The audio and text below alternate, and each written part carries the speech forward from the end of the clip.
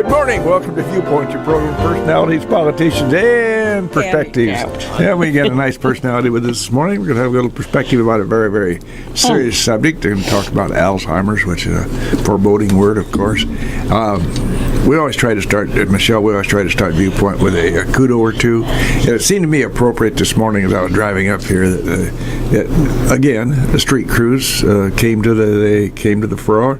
We had that little snow that kind of fouled up everybody. We hadn't seen snow in 2 or 3 years or something like that.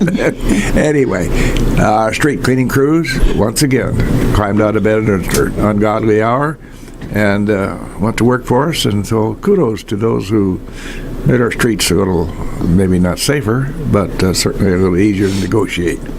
So drive carefully out there. There's still a lot of bad ice out there, folks. And also kudos to the next door neighbor's younger son who came over with his blade. That would be my son Jeffrey. and did my driveway and all the way around the corner and down the front of Peoria Street. Now that's nice. He was representing the state bank. I put an extra commercial in for the state bank on that. Anyway, yes, he's a good young man, and he's very kind to come over there and take care of our neighbors. So I appreciated that. And thank you for mentioning that.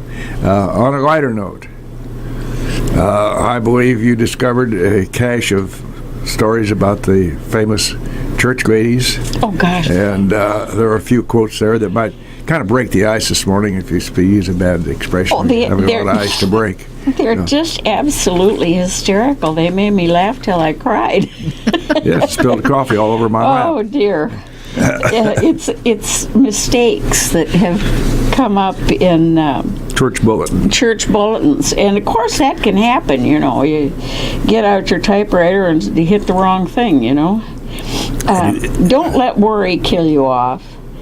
Let the church help. A bean supper will be held on Tuesday evening in the church hall. Music will follow. At the evening service tonight, the sermon topic will be, "What is hell?" Come early and listen to our choir practice. 8 new choir robes are currently needed due to the addition of several new members and to the deterioration of some older ones. I think these are so funny. Oh, yeah. Well, it kind of brightened up the morning here. Oh, my gosh, yes. We needed that to go. Anybody who didn't get to one of those church basement ladies' plays that they'd have in Bloomington. They're very funny. Missed very something. Funny. They were hysterical. Well, we kind of started this on a lighter note because the subject this day is certainly not on a lighter note at all. No. And Judith Kay, why don't you introduce our guest this morning? I could just do that. She's gotten out of bed early, fought the highways down here, slipped around the corner, and here she is. So and here she is. Thank you, Michelle. Michelle Ramlow is the manager of education and outreach for the Alzheimer's Association. You know, my mom, we have a little problem historically in our family with people having a little dementia. And my mom said that people always called everything Alzheimer's, and that's a distinct disease. It is. And I think it would be very interesting to know, for instance, does it follow in families? And another thing my mom said was that they really don't know whether it was Alzheimer's or another form of dementia until an autopsy, which of course they hesitate to do while you're live. They do hesitate. Michelle, before we get into the serious part, I think you need to share with your questions that your mother and father were given when they were being kind of tested, so to speak. Yes, the years went by. You had to know her parents to appreciate this. As the years went by, the doctor gave them a test to see how they were doing mentally. And the question was, who is the president? And my dad said, "Oh, some little short guy seems real nice." And my mom said, "Oh," she said, "you know, they're real good friends of ours. She said, we were just out to dinner last week. She said, right now I can't call their names. They didn't pass. They did not pass, no. No, bless their little Well, hearts. God love them, we thank God we have those lighter moments. But this is the dread thing that happens to people. And we all know, folks, each and every one of us out there in the listening ball, the both of you out there listeners, we know people who have had that affliction. And it's, I think, in my judgment, ladies and gentlemen, it's probably one of the more difficult afflictions that God gives us. It's hard to. It's just hard to work with that sort of thing. And so you're involved in helping people, helping families, and so forth. Now let's take it from the top. Okay. You go right ahead and tell us what your organization does and why you're here with us today. Well, I'm here with you today because you invited me. I think that's a very appropriate answer. Thank you. That's a direct answer. Thank you. Well, our mission is to eliminate Alzheimer's disease through the advancement of research. We also want to provide care and support for everyone who is affected and to reduce the risk of dementia through the promotion of brain health. Mm-hmm. That is our mission. How will I keep my brain healthy? Oh, gosh. Okay, lots of things you can do. Lots of things you can do. So, and I have so many things that I kind of want to get out of my head to share with everybody. But speaking of brain health specifically, we've all been told all throughout our lives how important nutrition and exercise are. Mm-hmm. And that is being reinforced. Mm-hmm. The healthier your body is, the healthier your brain is. Mm-hmm. We teach a class on healthy brain. We give you tips and tricks, and we share the latest research with you. That is a specific class that we do teach. Mm-hmm. So body health is very important for brain health. Mm-hmm. Is it as difficult if you have an onset of Alzheimer's for the patient themselves as it is for the loved ones? I'm going to go back just a little bit to one of the things that you asked first of all, talking about, is this hereditary? We know that the greatest risk for Alzheimer's is old age. The older we are, the higher our risk is. Mm-hmm. Women tend to be at greater risk just because we live longer. And if it's in your family, you're not guaranteed to get Alzheimer's. You are just at a greater risk. So I've known several families that it has passed down from grandmother to daughter, granddaughter, where it does do that. But I want to assure people that just because it's in your family, you're not guaranteed to get it, but you are at a higher risk for it. Mm-hmm. And so those are things that you want to pay attention to and make sure that you are keeping your stress level down. Make sure you are eating right. You're getting plenty of exercise. If it's going to happen, it's going to happen. But there are things you can do to combat it, and there are things that you can do to make it a little bit easier on yourself and take control over your own care. Well, that's the thing. You have to be responsible for it yourself. There's no two ways about it. You kind of skirted the issue of attitude. How important is that? I personally feel that a positive attitude can combat any number of ailments or afflictions that we get. That's, sometimes that's just life, But the better your attitude, I just feel like, it's a better, I don't know what the word I'm looking for is. It's just a better way to deal with things, is to have a good attitude. And of course, it helps those with whom the subject is associated. I mean, the family members and so forth. Yes. That has to be a terrible thing. You see, today, we have facilities for folks with that affliction. My God, in the old days, think Crazy Annie ran around the house and they put her in Jacksonville. because she was nutty. Well, that was a terrible thing. But that's the way it was way back then. Right. And they didn't know anything. They couldn't spell Alzheimer then, let alone know what it was, Right. Right. So we've come quantum leaps. Is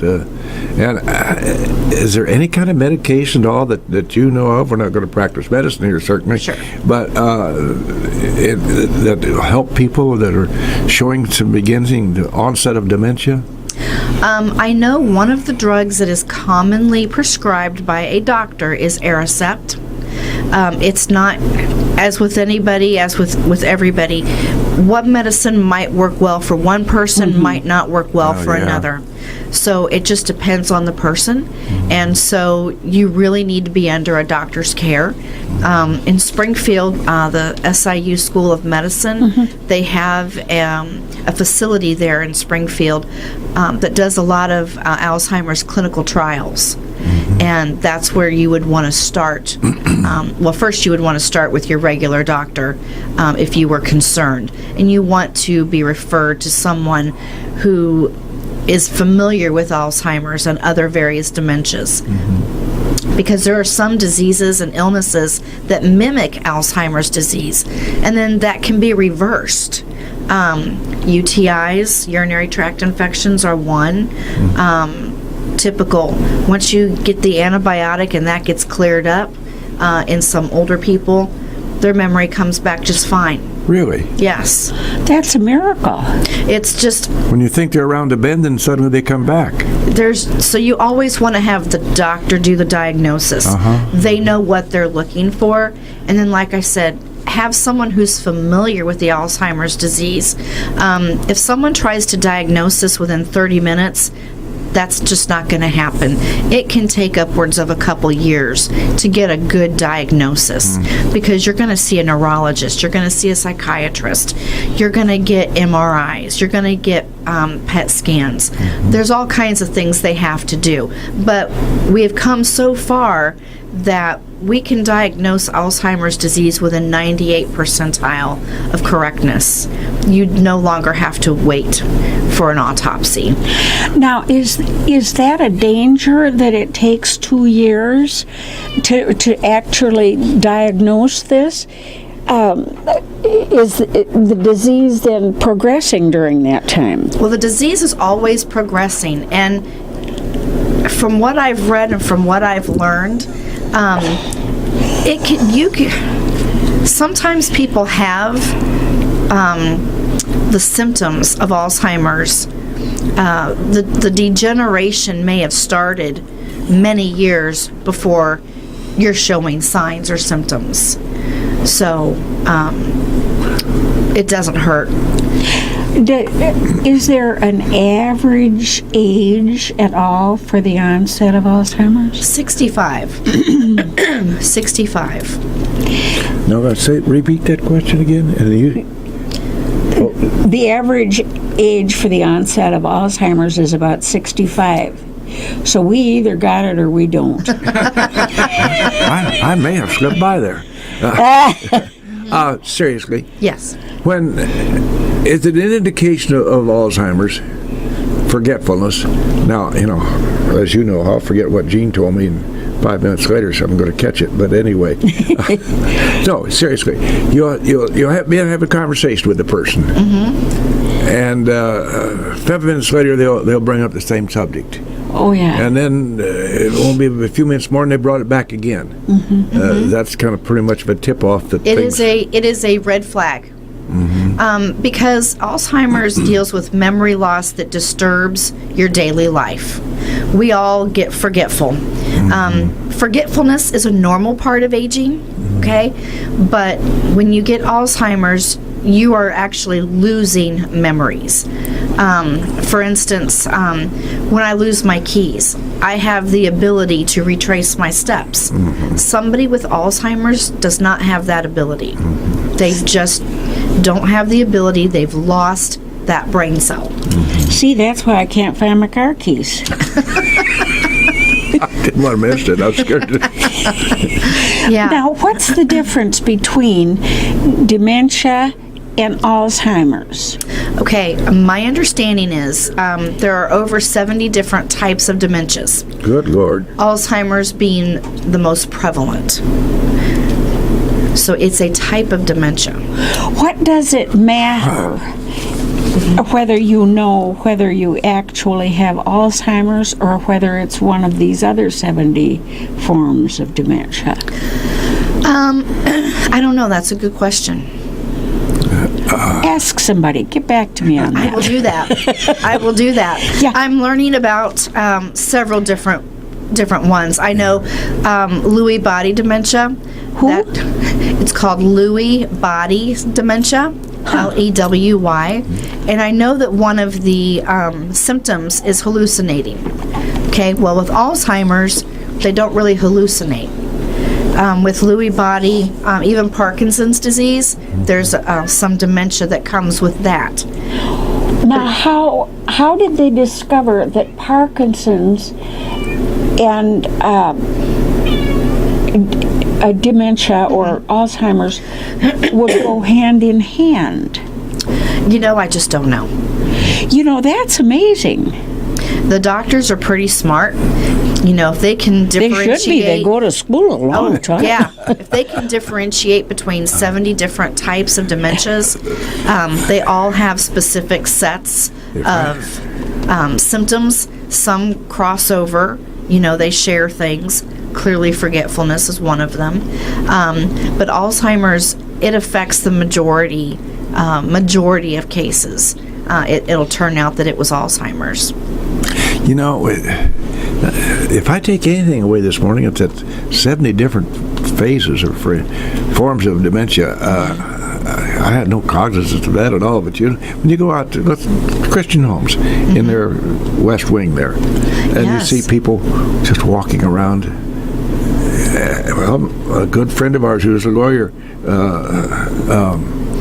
had that in a certain stage. He'd walk down Union Street, his head straight up and his head tipped back, stiff-legged, and that was a form of Judy, and that was a form of dementia of some sort, and apparently that's one of those 70 strains. Yeah, it's amazing. We have so many different offices here in Illinois. The Central Illinois chapter, we cover 87 different counties within Illinois to provide help and support and education to people who need us. We have a website that's www.alz.org/Illinois.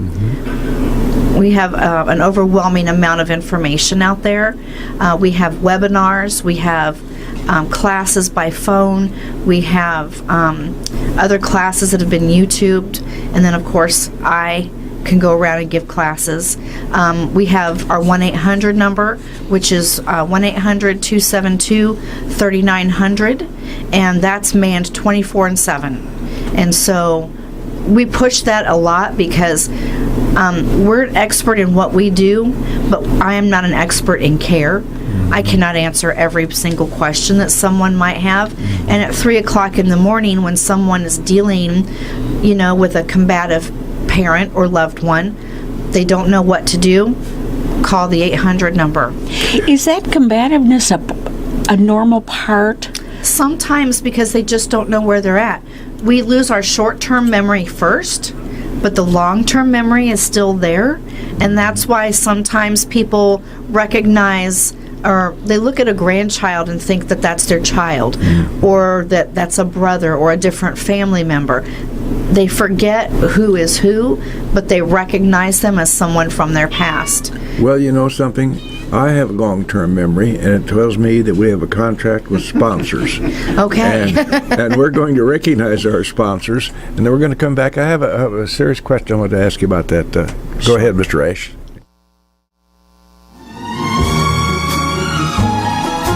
And we're back live in the studios here. The program is a Viewpoint, of course. I have a very interesting guest this morning, Rochelle Ramlow, who is associated with a group called Alzheimer's Association. And let's ask a question about that, Michelle, if I may, please. How does one find out? Well, we're helping them here this morning. But a family who has a family member who boy, something wrong with Granny. The doctor has not been able to come up with the answer yet, and maybe some doctors don't even know of your organization. So it's a referral thing, and it's to help the families. Am I correct in that? It helps the families, it helps loved ones, any kind of caregiver, and then it helps the people who are having the problems. So they can call our helpline 24/7. That number is 1-800-272-3900. And then look at our website, and that is www.alz.org/Illinois. It's, again, there's a plethora of information out there that helps people and to steer you in the right direction. Tell me, go ahead, Judith K., you're ready. I was just going to ask if there's any way to know how the person who's the victim of Alzheimer's feels about it. Are they okay, or are they miserable? I just would not want them to be unhappy. You know, that's a really good question. My limited understanding, my limited knowledge about that, to that degree of your question, you know, when this first comes on, a lot of people want to take control. Okay, I have a degenerative, brain disease. All right, I know what's laid in front of me. I want to take control. I want to make sure that my finances, my will, my estate, I want to make sure everything's in order so that while I still have my faculties, things are going to end up the way I want them to end up. I've got some control over maybe where I end up, who my caregivers are, but by the time the late stage comes, they don't know what's going on. But to say that, there's still some people that you hear about, that, before they pass, there are recollections. They recognize people, music, that always, has a connection with people. It has a profound connection with people. So it's person by person. I would not want to be the one that says for definite that, oh, they're fine, they don't know. I don't want to communicate that message, but I would want to say, those brain cells are dying, and so there is a limited understanding. But doesn't mean that they've lost all connection, because we hear miracle stories all the time. But I'm hearing you say, I think, that some persons with dementia recognize that there's something wrong with them in the early stages, in the early going. And that's what you're referring to, is that they want to be sure that they, in their mind, as it is, want to take charge of what they can. Is that what I'm hearing you say? That is what you're hearing me say. It's something that we also advocate. We have an office in Peoria where there's a gentleman who does care navigation. So if you're to a certain point where you just don't know where to go, you get a hold of us. We'll put you in touch with him. He'll talk to you over the phone. He'll meet you face to face, Skype, whatever is easiest for you. And he'll walk you down that path of care navigation.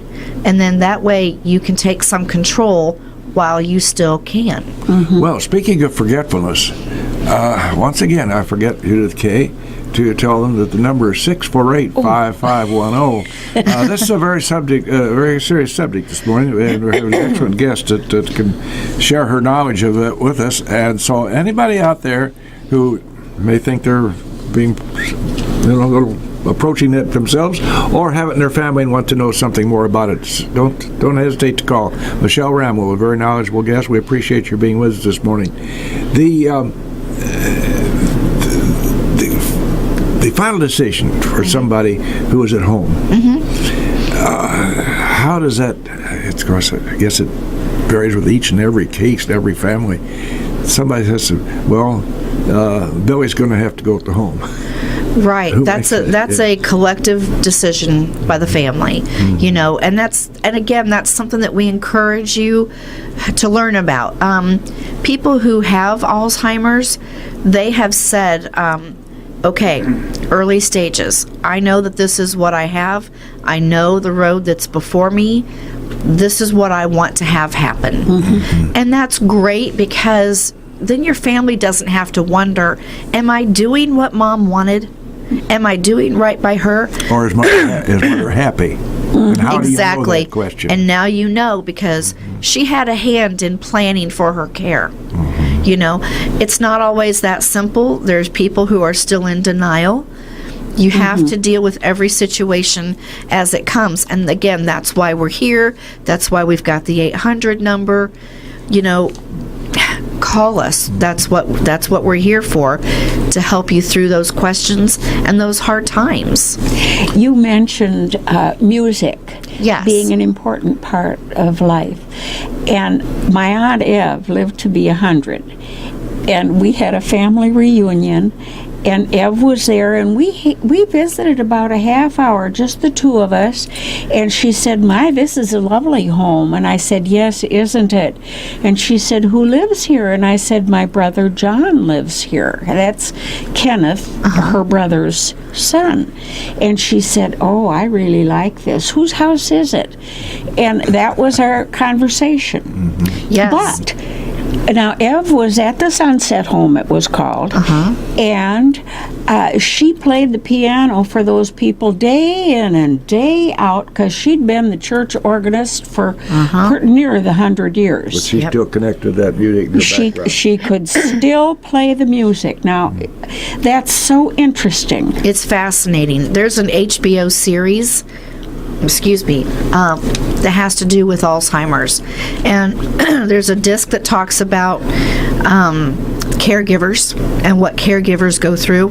There's a disc that talks about the different stages, and they were blessed to have different people say, "Yes, you can document my journey."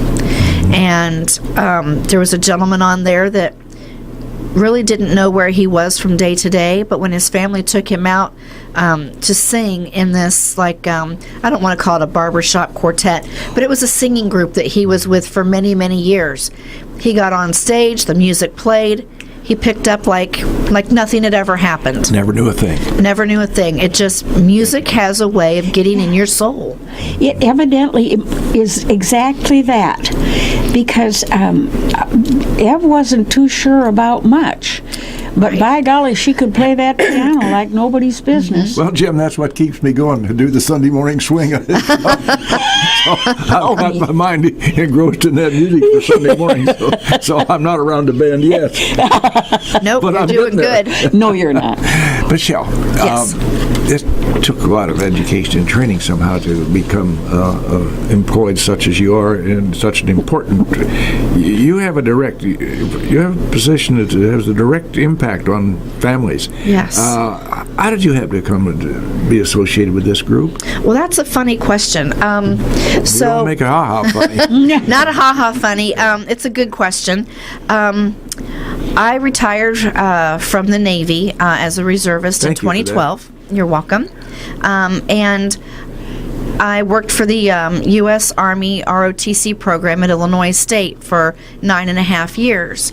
And as a government employee, sometimes you just want to learn more. You want to go in a different direction, looking for personal and professional growth. And that's where I came into, I found this job. Another veteran friend of mine let me know that this was available, that they were looking for someone to do this job. And initially I was concerned about my qualifications, but I spoke with one of their webinar, the manager of their webinar series, great guy from here in Atlanta as well. His name is Mike Bias, and he works out of the Bloomington office, and he would be a great guest, by the way. A little plug for Mike. But anyway, he told me about it, gave me the position description, and I was able to write down the things that I felt like I could contribute based on my experience in the military, my life experience, and I convinced myself, I can do this job. And I had a great interview session, and we decided it was a great fit. They liked me, I liked them, and I'm really glad that I went down this path because I like being able to affect positive change.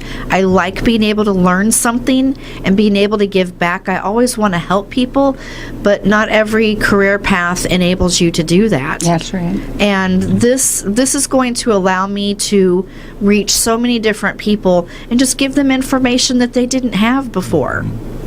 You know, that very attitude surely should be a big component of mental health. Yes. You've been in the Navy, you've worked with ROTC, and now you're looking for something that's a whole different avenue. Oh, it's completely different from anything I've ever done. Enjoying it immensely. Now, that kind of drive in life surely should contribute to mental health. I think so.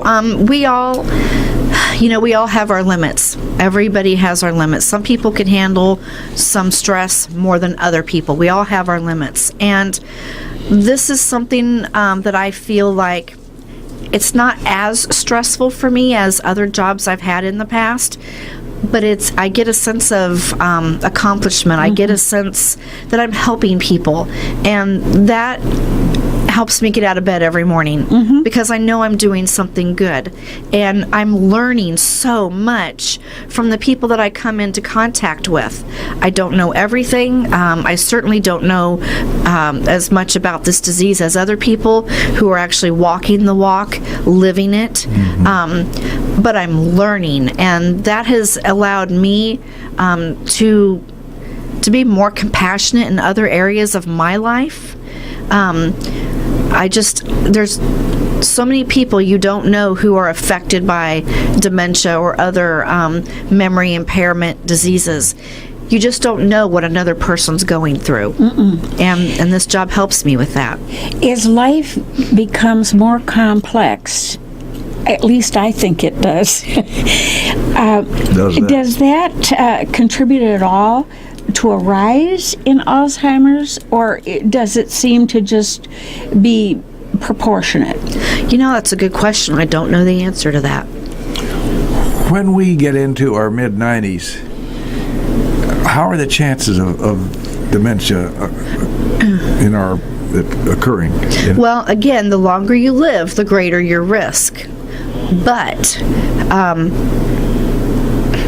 if your friends and family that surround you on a daily basis are not concerned about you, then I wouldn't be concerned right now. In other words, look over your shoulder to see what your wife's doing. Yeah. That's something that we encourage people to. If you're concerned about your husband or wife or loved one, or even yourself, they're going to want to talk to your circle of care. They're going to want to talk to your other family members, because if you're the one who might be suffering, they're going to want to talk to other people and get their perspectives. Does this really happen? Because you don't know. You know, you don't always know what's going on with yourself. So they want to talk to other people in your life. That's something else that they will do. There are certain things in your... go ahead. No, you please do it. There are certain things in a person's makeup or attitude that suddenly may trigger something. And so Michelle says, I think Bill's got a problem. Those things happen? Yes. There are 10 signs, if I can go through them kind of quickly. Please. There are 10 signs. This doesn't guarantee that you have Alzheimer's, but these are like red flags. These are things you definitely want to be concerned about. Memory loss that disrupts daily life, okay? Challenges in planning or solving problems. If you're someone who operates, at a PhD level all the time, but all of a sudden now you can't remember how to count change, maybe you forgot how to drive, those are extreme examples, but they are real examples. Those things actually happen. You have difficulty completing familiar tasks at home. Maybe somebody who's been crocheting all their life can no longer crochet. They just can't put the neurons aren't firing anymore to remind them how to do that.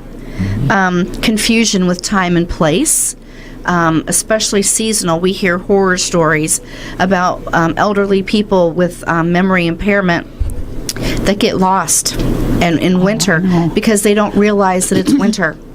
Okay? Trouble understanding visual images and spatial relationships. That's again kind of when maybe car accidents come into play. They have a hard time judging distances, or they run into things because again they have a hard time judging distances. Maybe they'll walk into a doorway when they thought they were 3 feet to the right and they were 3 feet to the left. New problems with words, speaking and writing. They're not able to learn new things. Okay, misplacing things, losing the ability to retrace their steps. We talked about that. You hear about someone putting their keys or their wallet in the refrigerator, the freezer, the microwave. Those are things that would make me go, what? Why did I do that? I would start paying closer attention to myself. I would start paying closer attention to my loved one if I knew about that. Decreased or poor judgment. We hear about seniors being scammed. Okay? They get the phone call. Hey, this is somebody from Nigeria. I've got $1 million for you. But you need to send me X amount of money first. Someone with decreased or poor judgment, they're gonna give the money because they think that they've got something big coming in return. Whereas our common sense would say, yeah, this is a scam, don't fall for that. Okay? Withdrawal from work or social activities, that's another big one. Someone who used to always dress to the nines, male or female, they took care of themselves, their grooming habits suddenly were decreasing. That's something that you would want to pay attention to. And changes in mood or personality. When you've got that sweet, sweet grandma who's all of a sudden now very angry and cursing and she's never swore a day in her life, it's a red flag. Something is not right. Let's take a look at this. Let's get to the doctor and take a look at this. Again, it could be something that medication or antibiotics could help reverse, or it could be something that's a lot more severe that needs to be looked at. My grandma Nessa was in the Sunset Home, and she would leave because when she'd have company, she wanted Norwegians drink coffee. And she wanted to make coffee for them because she always had. And there was no way for her to do that. And so she'd leave to go uptown and get coffee for her guests. Well, it was perfectly understandable as far as I was concerned. But, you can't do that. But if you talk to people, you find out why they want to do things. It wasn't that she was unhappy and running away. Right. She had a social obligation. Yeah, that's right. Yes. Sometimes those experiences spin off into humorous things. Yes. And you have to kind of remember that Grandma Og is really not with it. Yes. Because she'll come up with something really funny, or maybe words that you wouldn't use. Right. And but that's not them. Right. Right. But you have to figure out where they are in the moment and go be in their world. Because you certainly don't want to, remind them that they don't know. That's upsetting for everybody. Just go be in their world and enjoy the time with them. Yeah. Yeah, what's the difference? What does it cost you? Doesn't cost anything. Not a darn thing. Exactly right. And you mentioned old people and scams. I've had 2 calls lately, haven't I? I was made one of them. And they both, one was a young lady and one was a young man, and they both said, "Grandma?" And I said, yes, because I got grandkids and great-grandkids. And they look for people who respond to Grandma. Right. So be aware. Yes. Please. That is a very new scam. I'll tell you how I handled one of those scams. I wanted to know if my wife was there, and I said, no, she's not here. When will she be back? And I said, well, she won't be back. They took her away yesterday, and it was a terrible thing to watch. And the caller said, oh, I'm so sorry, and hung up. I won't get that call anymore. Oh, my. Jean didn't like that very well. I bet not. Now, Michelle, have you had any? We're about to run out of time. Sure. This hourglass is running down. Any unusual incidents that you can come to mind right now that as you've worked in this profession? No. Every day is a new experience, I'm sure. It is, and I've been very blessed. In my short time working with the Alzheimer's Association, I've not been exposed to anything like that just yet. But again, the longer I'm with them, I'm sure I'll see or hear or experience some things that are very unusual, but I just haven't come across that at this point. I would like to put a plug in, if I could. Sure. We have a caregiver conference coming up in April.